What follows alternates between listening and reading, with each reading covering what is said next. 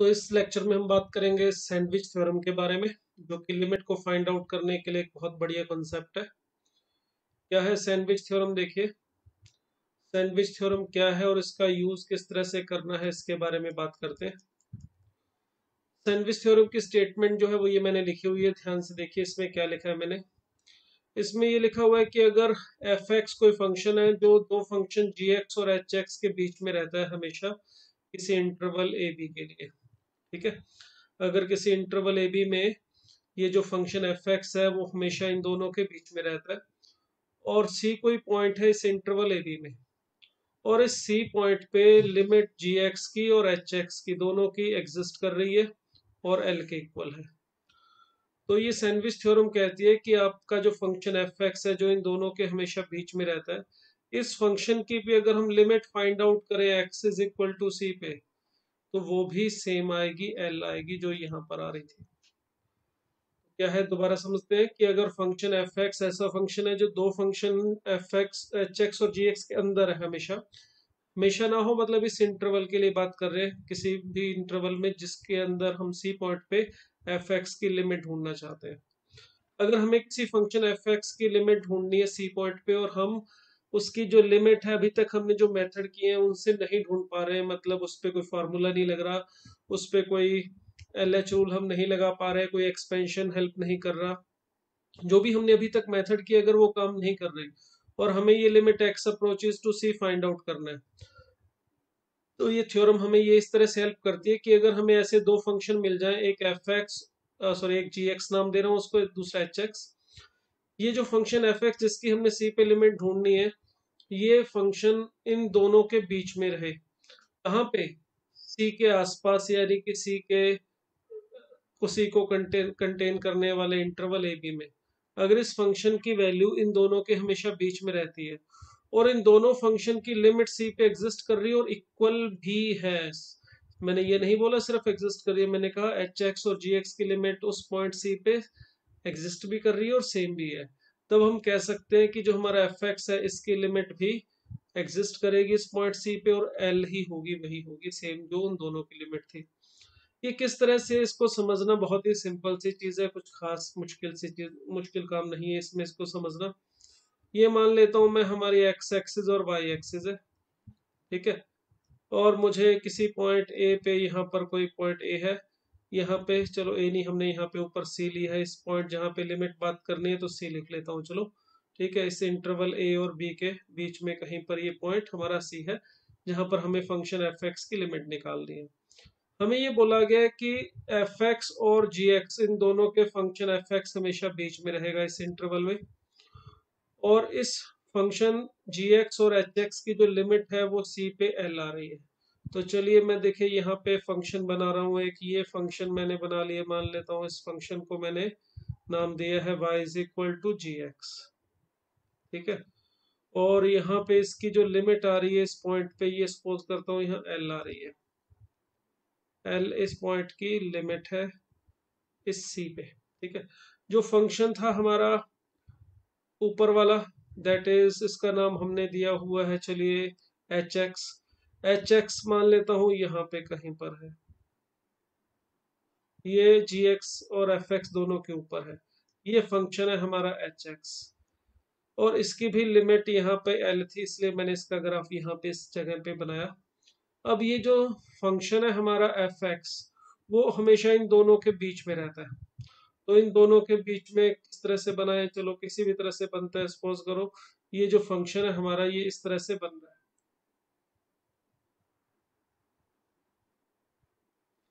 ये फंक्शन, चलो मैं थोड़ा सा इसको और अच्छे से बना देता हूँ। हम्म तो अब ये जो फंक्शन है येलो कलर में हमने बनाया है, ये चलिए ये है हमारा H x, sorry F x, ये हमेशा इन दोनों के बीच में है एफ एक्स।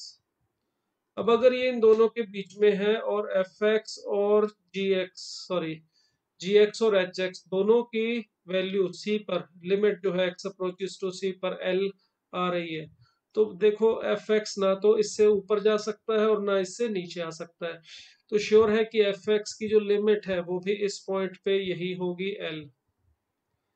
तो इस थ्योरम का यूज क्या है देखिए, किस तरह से करना है, सबसे पहले देखिए हमें इस फंक्शन की जिस पॉइंट पे लिमिट ढूंढनी है वो हम पहले तो बाकी मेथड ट्राई करेंगे, अगर वो नहीं लगेंगे तो हम इसके बारे में सोचेंगे, इसको यूज करने की कोशिश करेंगे।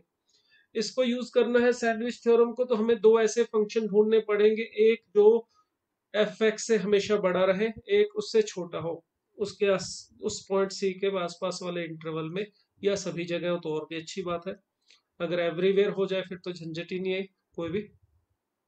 अगर दो ऐसे फंक्शन मिल जाएं जो उस फंक्शन एफ एक्स से एक हमेशा बड़ा है छोटा है, और सी पॉइंट पे उन दोनों फंक्शंस की सबसे छोटे वाले की और सबसे बड़े वाले की लिमिट अगर एग्जिस्ट कर रही है और एल आ रही है और इक्वल भी आ रही है, तो हम कह देंगे कि इस बीच वाले फंक्शन एफ एक्स की भी उस पॉइंट पे लिमिट एल है। तो ये हमारी सैंडविच थ्योरम। अब चलिए इसको यूज करके मैं एग्जांपल लेता हूँ। ये हमारा फर्स्ट एग्जांपल है। देखिए यहाँ पर हमें दिया हुआ है greatest integer 1 square x plus greatest integer 2 square x and so on up to n square x तक हमें दे रखा है ये, ठीक है। और इसमें नीचे है n क्यूब और limit n approaches to infinite find out करना है। यहाँ पर ये जो ब्रैकेट दिखाई दे रही है ये मेंशन किया हुआ है कि ये ग्रेटेस्ट इंटीजर फंक्शन को डिनोट कर रहा है। अब सोचिए इसको अगर हम सॉल्व करना चाहें सीधे तरीके से तो क्या क्या कर सकते हैं हम इसमें। जो जो हमने मेथड यूज किए, मैं स्टार्टिंग से सोचो, factorization, rationalization, change of limit, left right limit, change of limit, L H rule, जो भी आप इसमें सोचो ट्राई करने की, कोई भी एप्लीकेबल नहीं है। ना इसमें कोई एक्सपेंशन लग सकता है, ना ही इस सीरीज का हम सीधा सीधा सम कर सकते हैं क्योंकि ऊपर ग्रेटेस्ट इंटीजर है। इनफाइनाइट बाय इनफाइनाइट फॉर्म है, मगर इसमें एल एच क्यों नहीं लगा पाएंगे, क्योंकि इसके अंदर बॉक्स यानी ग्रेटेस्ट इंटीजर फंक्शन है, और बॉक्स ऑफ एक्स जो होता है वो हमारा डिसकॉन्टिन्यूस फंक्शन है। उसका ग्राफ आपने देखा होगा, बॉक्स ऑफ एक्स का स्टेप फंक्शन होता है, इस तरह से टुकड़ों में बनता है। तो बॉक्स ऑफ एक्स जो हमारे पास है वो एक डिसकॉन्टिन्यूस फंक्शन है। अगर कोई फंक्शन डिसकॉन्टिन्यूस होता है तो वो नॉन डिफरेंशिएबल भी होता है। तो नॉन डिफरेंशिएबल फंक्शन का डेरिवेटिव हम नहीं कर सकते, इसलिए यहाँ पे बॉक्स ऑफ एक्स वाले केस में याद रखिएगा डेरिवेटिव वाला रूल यानी एलएच रूल नहीं लगाना। अब यहाँ पे अगर हम इसमें कोई भी तरीका नहीं अपना पा रहे तो फिर देखते हैं प्रॉब्लम किसकी वजह से है। हम इसमें सीरीज का सम भी नहीं कर पा रहे, डेरिवेटिव भी नहीं कर पा रहे, वो इस वजह से नहीं कर पा रहे क्योंकि यह ग्रेटेस्ट इंटीजर फंक्शन हमारी प्रॉब्लम है। तो सबसे पहले हम इस ग्रेटेस्ट इंटीजर फंक्शन का इलाज करने की कोशिश करते हैं। तो किस तरह से इसका इलाज करेंगे, देखिए हमारे पास ग्रेटेस्ट इंटीजर फंक्शन की एक प्रॉपर्टी होती है, भी किसी भी नंबर का बॉक्स हो, बॉक्स ऑफ एक्स हमेशा एक्स माइनस वन और एक्स के बीच में रहता है। एक्स माइनस वन और एक्स के बीच में रहता है, एक्स के साथ इक्वल टू भी होता है मगर एक्स माइनस वन से तो बड़ा ही रहता है। अब इस प्रॉपर्टी का अगर मैं यूज करूं तो हमें पता है कि वन स्क्वायर एक्स का बॉक्स जो है वो हमेशा बड़ा होगा, ग्रेटर होगा किससे, one square into x minus one से। थोड़ा सा इसको लेफ्ट साइड में यहाँ पे जगह थोड़ी सी कम पड़ रही है, इसको सही करके लिख देता हूँ। Greatest integer one square x जो है इसकी वैल्यू, ग्रेटेस्ट इंटीजर हटा दो यानी कि वन स्क्वायर एक्स और one square x minus one, इन दोनों के बीच में रहेगी। सेम वे से अगर आप greatest integer of two square x की बात करें तो ये value two square x and two square x minus one, इन दोनों के बीच में रहेगी, ठीक है। एंड इसी तरह से लास्ट वाला जो टर्म है हमारा एन स्क्वायर एक्स का बॉक्स, इसकी वैल्यू भी देखें तो ये एन स्क्वायर एक्स और n square x minus one, इन दोनों के बीच में रहेगी। अब अगर हम ये चीज बनाना चाहते हैं एफ एक्स, तो इसके लिए इन सब का हम सम कर रहे हैं यहाँ पे। तो इन तीनों का सीरीज जो इन इक्वेशंस का सभी का सम इस तरह से लेफ्ट साइड में ऐड करके लिखेंगे तो ये मिलेगा one square x plus two square x. ये एक काम करें इसमें से एक्स कॉमन ही निकाल के लिख लें, तो one square plus two square से लेके n square into x minus one n times आएगा, एन टर्म्स है इस सीरीज में, तो एन इज लेस देन, यहाँ पर देखिए greatest integer one square x से लेके मैं शॉर्ट में लिख लेता हूँ, चलो greatest integer n square x, first और लास्ट टर्म लिख ली, बाकी टर्म एज इट इज इसके बीच में है। और ये लेस देन इक्वल टू होगा, यहाँ पे देखें तो वन स्क्वायर एक्स प्लस, चलो इसमें भी एक्स कॉमन निकाल के ही लिख लेते हैं, अलग अलग एक्स लगाने की जरूरत नहीं है। One square plus two square से लेके एन स्क्वायर एक्स, ये हमें मिला। ठीक है, अब यहाँ पे ये जो इन इक्वेशन हमें मिली है, इस इन इक्वेशन में तीनों के साथ मैं डिवाइड कर रहा हूँ एन क्यूब। वो किस लिए, क्योंकि यहाँ पे जो फंक्शन हमें दिखाई दे रहा है इसके अंदर देखो नीचे एन क्यूब भी है, तो वो एन क्यूब बनाने के लिए यहाँ पर मैं तीनों को एन क्यूब से डिवाइड कर रहा हूँ, और इसमें समीशन ऑफ एन स्क्वायर का फॉर्मूला भी यूज कर लेता हूँ। इसकी वैल्यू आ जाएगी n into n plus one into two n plus one by six x as it is, और यहाँ पर है एन क्यूब माइनस यहाँ पे वन बाय एन स्क्वायर मिलेगा, एन क्यूब से डिवाइड किया है हमने। ये लेस देन रहेगा हमारे पास, यहाँ पे जो फंक्शन था इसको एज इट इज लिख रहा हूं मैं, देखिए वन स्क्वायर एक्स से लेके एन स्क्वायर एक्स तक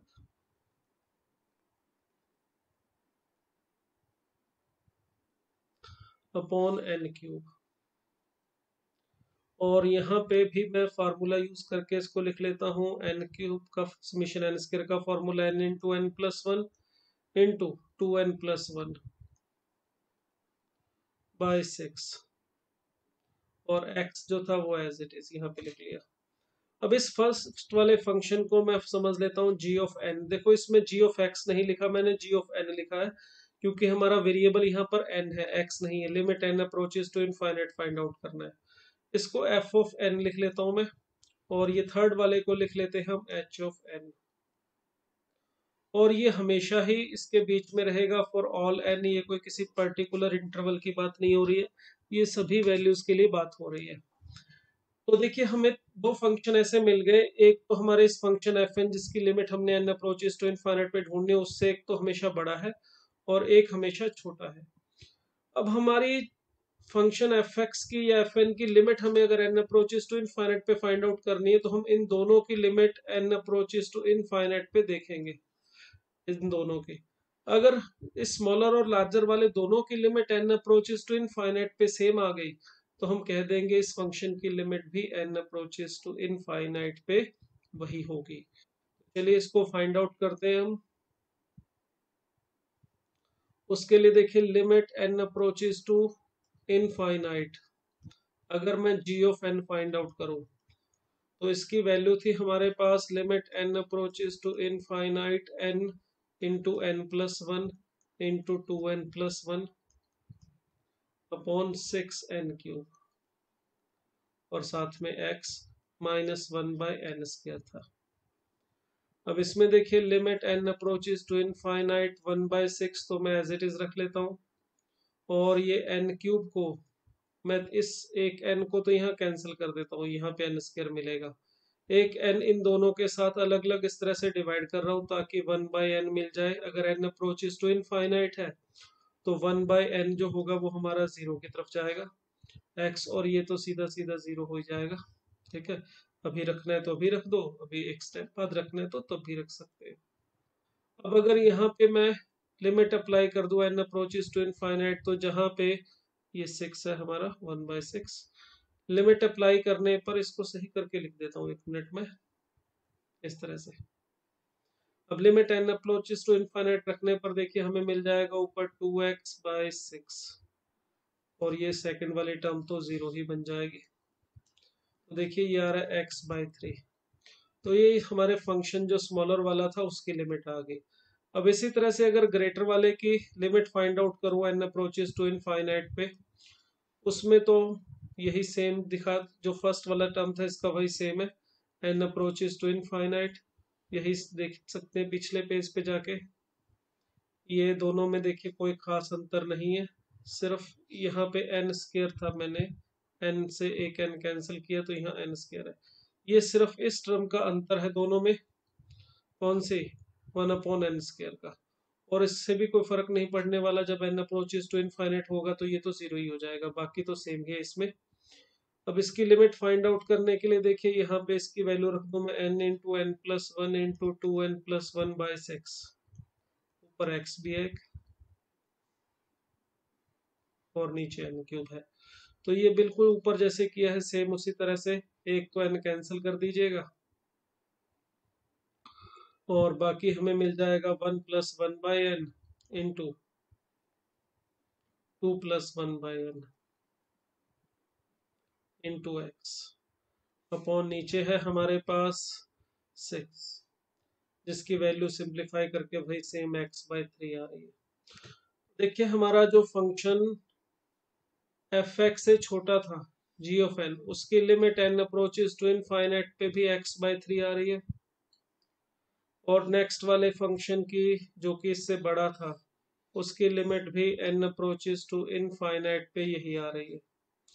तो इन दोनों की अगर लिमिट सेम आ रही है तो इसका मतलब हम पीछे चल के देखिए स्पेस पे चलते हैं, इसका मतलब हम बोल सकते हैं कि इस फंक्शन की लिमिट भी कितनी आनी चाहिए, एक्स बाई थ्री, यानी ये जो फंक्शन इन दोनों के बीच में है इसकी लिमिट भी एन अप्रोचेस टू इनफाइनाइट पे जो हमने ढूंढनी है वो हम बता सकते हैं एक्स बाय थ्री मिलेगी। तो इस तरह से हम इस सैंडविच थ्योरम का यूज कर सकते हैं। एक और एग्जांपल लेता हूँ, चलिए इसमें एक और एग्जांपल ले लेते हैं नेक्स्ट पेज पे। ये देखिए इसमें भी हमें फाइंड आउट करना है एन अप्रोचेस टू इनफाइनाइट। अब अगर इसको हम देखें थोड़ा कैजुअल वे से, तो कई स्टूडेंट्स इसका आंसर इस तरह से देते हैं, जब मैं उनसे क्लास में पूछता हूँ इसको सॉल्व करने के लिए, इसकी वैल्यू बताने के लिए, तो वो कहते हैं कि जब n अप्रोचेस टू इनफाइनाइट है तो पहली टर्म हमारी जीरो के पास जा रही है, दूसरी भी जीरो के पास जा रही है, तीसरी भी जीरो के पास जा रही है और सभी टर्म जीरो के पास जा रही है, तो इनका सम भी जीरो के पास ही जाएगा। तो लॉजिक तो उनका ठीक लगता है, क्योंकि हमने जैसे कई एग्जाम्पल इस तरह से किए हुए हैं। मैंने कहा आपको मान लेता हूँ कि ये एग्जाम्पल जस्ट ए मिनट, ये नेक्स्ट पेज पे कर देता हूँ मैं। हमें कहा जाए limit x approaches to zero, two plus three x plus four x square plus five x cube, या ऐसा कुछ फाइंड आउट करने के लिए कह दो। अब इसमें एक्स अप्रोचेस टू जीरो पे, सॉरी, अब जैसे एक्स जीरो के पास जाएगा तो ये सारी टर्म जीरो के पास जा रही है, ठीक है। तो अगर यहाँ पे टू आ रहा है तो हम इसका आंसर टू लिख देंगे।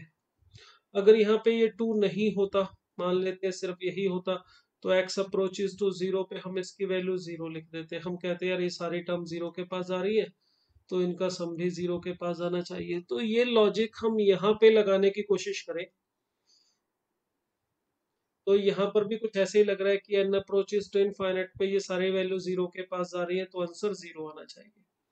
मगर इसमें और ये जो नेक्स्ट मैंने एग्जांपल आपको लिखवाया है, इन दोनों में अंतर है। इसमें देखिए यहाँ पर ये जो नंबर है हमारे पास x square x cube x power four, इसमें जब एक्स जीरो के पास जाएगा तो जैसे एक्स की वैल्यू सपोज कर लो मैं 0.001 है, तो इसमें एक्स स्क्वायर की जो वैल्यू होगी वो 0.4 टाइम्स जीरो आएगा फिर वन आएगा। एक्स क्यूब की वैल्यू देखो तो जीरो के बाद सिक्स टाइम्स जीरो फिर वन आएगा वन, ठीक है, इस तरह से आएगा। ये तो मैंने अभी बहुत बड़ा नंबर लिया है, अगर x जीरो के क्लोज है तो ये तो और भी छोटा होना चाहिए। तो इस केस में जब x square x cube x power four find out करेंगे तो वो जीरो के पास जा रहा है, मगर वो जीरो के पास बहुत बहुत शार्पली जा रहा है, उसको इसमें ऐड करने पर वैल्यू पे ज्यादा फर्क नहीं पड़ेगा। अगर जैसे मैं इसको इसमें ऐड करूं तो दोनों में ज्यादा अंतर नहीं है, दोनों अप्रोक्सीमेटली जीरो है।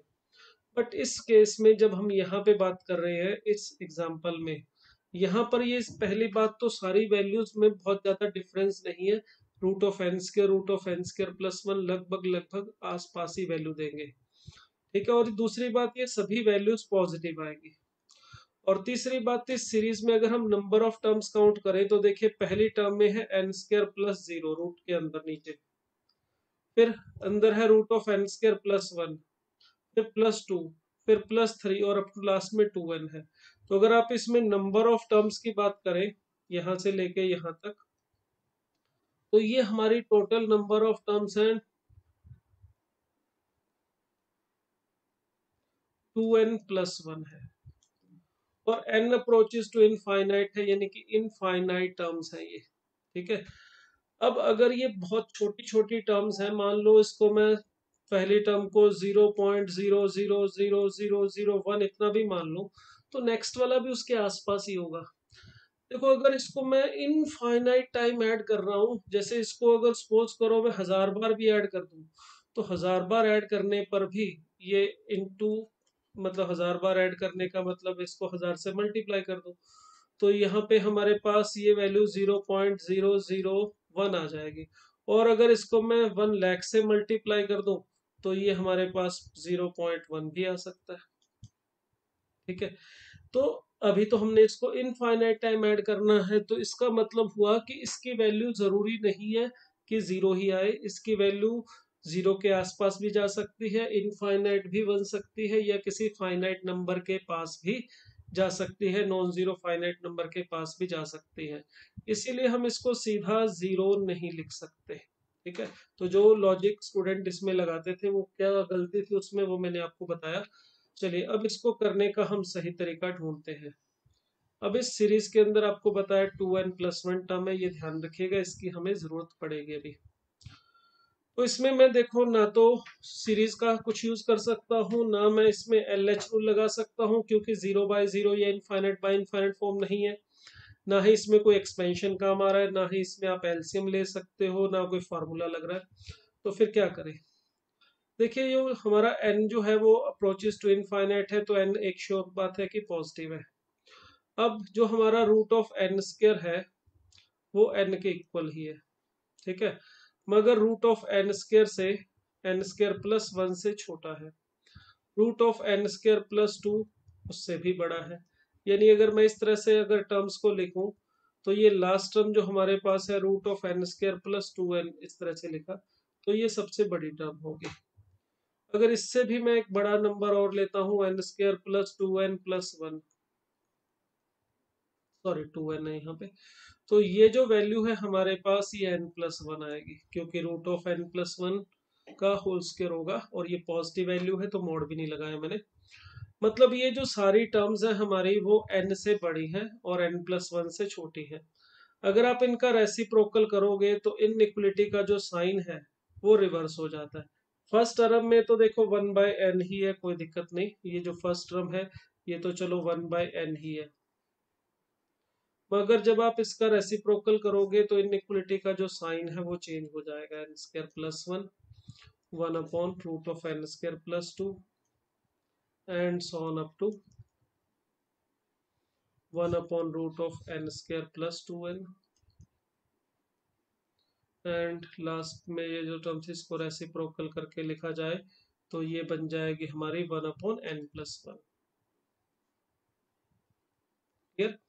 तो देखिए ये जो हमारी सारी की सारी टर्म्स है ये 1/n+1 से क्या है, बड़ी, और 1/n से फर्स्ट वाली टर्म तो इक्वल है, मगर बाकी सारी टर्म इससे छोटी है। ठीक है, अब इस वाली टर्म को हर एक को मैं अगर अलग अलग लिखूं, देखिए नेक्स्ट पेज पे लिख लेते हैं। 1/√n² जो था हमारा वो किससे छोटा होगा, 1/n+1 से, और 1/n के तो ये इक्वल ही है, सिर्फ फर्स्ट केस में इक्वल है। उसके बाद जो नेक्स्ट टर्म है हमारी रूट ऑफ n² + 1, ये भी देखिए 1/n से तो ये छोटी है, मगर 1/n+1 से बड़ी है। नेक्स्ट टर्म के बारे में भी यही बात लिखा जा सकती है, रूट ऑफ n² + 1 1/n+1 से, यहाँ पे 2 सॉरी, नेक्स्ट टर्म के लिए ये 1/n+1 से बड़ा है और 1/n से है छोटा। अगर इसी ऑर्डर में चलते हुए मैं लास्ट टर्म लिखूं तो 1/√n² + 2n, ये हमारी लास्ट टर्म थी, ये भी 1/n+1 और 1/n के बीच में ही रहेगी। अगर ये सारी टर्म इन दोनों के बीच में है तो सेम उसी तरह से जैसे लास्ट एग्जांपल में किया था, हम इन सब का सम कर लेते हैं इस तरह से। तो देखिए जो मिडल में हमारे पास टर्म्स आएंगी वो मिलेगी 1/√n² + 1/, थोड़ा नीचे करके लिख रहा हूँ क्योंकि यहाँ पर आपको दिक्कत होगी लास्ट में देखने में। 1/√n², 1/√n² प्लस 1 से लेके लास्ट टर्म लिख देता हूँ सीधा मैं, सॉरी प्लस है यहाँ पे। 1/√n² प्लस 2n, इन सब का जो सम है वो कहाँ से कहाँ तक रहेगा। देखिए इन सभी टर्म्स का अगर मैं सम करता हूं, इन सब का,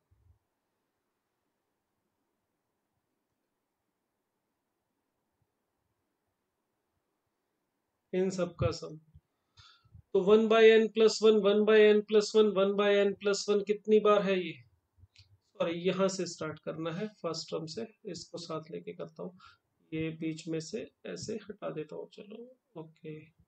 तो देखिए अगर हम इन सभी टर्म्स का सम करें तो 1/n+1, 1/n+1, 1/n+1 कितनी बार आएगा, जितनी टोटल टर्म्स और टर्म का नंबर आपको बताया था 2n+1 है, तो 2n+1/n+1, इसको ऐसे लिख सकते हैं। ठीक है, इसी तरह से यहाँ पर भी अगर आप ऐड करेंगे तो नंबर ऑफ टर्म तो 2n+1 ही है, तो 1/n। तो देखिए ये इसी तरह से जैसे हमें चाहिए था मिल गया, हमें ये दो फंक्शन मिल गए g(n) एंड h(n), इसको नाम दे देते हैं, और ये हमेशा इस इन दोनों के बीच में रहेगा फॉर ऑल n, कोई पर्टिकुलर इंटरवल की बात नहीं हो रही, ये हमेशा एप्लीकेबल है।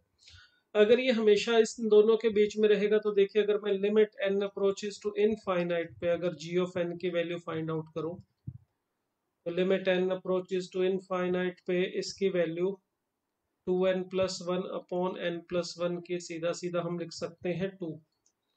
रीजन वही है जैसे हमने इनफाइनाइट वाले एग्जांपल में किया था, ऊपर और नीचे डिग्री सेम है, तो आंसर सीधा ऊपर से हाईएस्ट पावर का कोफिशिएंट n का और नीचे से हाईएस्ट पावर n का कोफिशिएंट 1, 2/1 दैट इज 2 आएगा। और अगर मैं जो सबसे बड़े वाला फंक्शन है दैट इज h(n), उसकी भी लिमिट फाइंड आउट करूं, तो देखिए मिलेगा limit n approaches to infinite 2n+1/n, तो सेम इसकी वैल्यू भी 2 ही आ रही है। तो अगर इन दोनों की वैल्यू हमारे 2 मिल रही है तो बाय सैंडविच थ्योरम हम ये कह सकते हैं कि हमारी limit n approaches to infinite f of n, यानी कि limit n approaches to infinite 1/√n² plus 1/√n² plus 1 up to last में जाए 1/√n² प्लस 2n, इसकी भी वैल्यू वही होगी जो इससे बड़े और इससे छोटे फंक्शन की थी। यहाँ पे थोड़ी विजिबिलिटी की समस्या होगी, कॉर्नर पे मैं बार बार लिख देता हूँ, सॉरी फॉर दैट। तो इस सीरीज में जो हमारे पास लास्ट टर्म है वो इस तरह से मैं लिख देता हूँ नीचे n² प्लस 2n, तो इसका सम ही 2 होगा। तो ये सैंडविच थ्योरम का यूज इस तरह से हम करते हैं।